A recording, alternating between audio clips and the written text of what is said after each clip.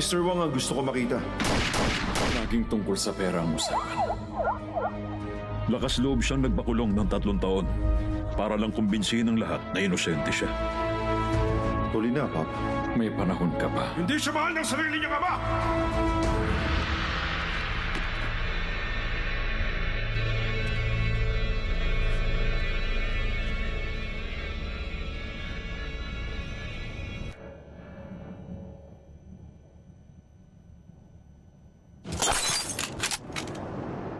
Quinn?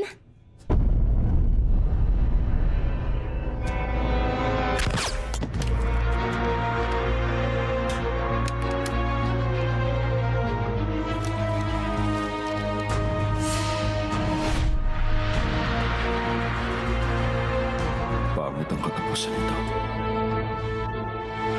May kontak ka ba sa kanya? Akin ang phone mo.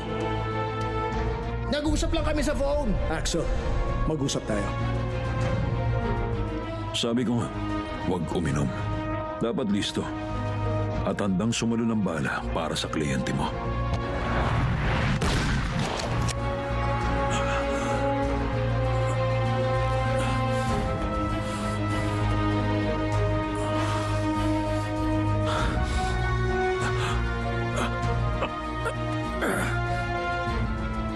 Ito ang kwento ng taong patay na. Ang patay na yon ay si Quinn Grimaldi.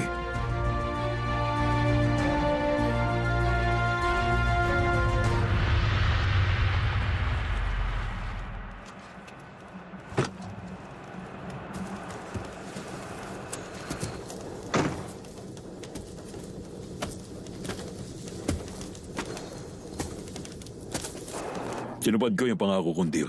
Alam kong tutupad ka. Nangako ako. Heto yung FBI file mo. Malaya ka na, Axel. Salamat sa'yo.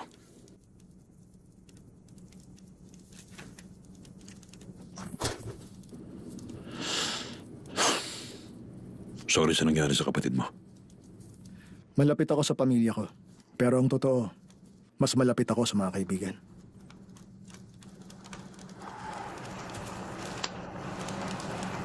Hanggang sa muli, kaibigan. Ingat. Mabuting tao ang dad mo. Salamat. Good luck. Axel. Baka bigla kitang tawagan. Kaya huwag ka masyadong lalayo.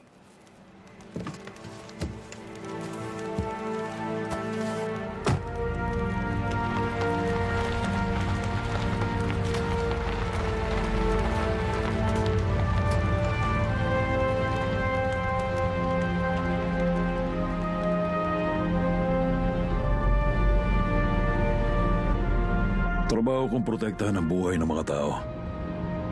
Pero kinailangan kong patayin yung taong dapat kong protektahan.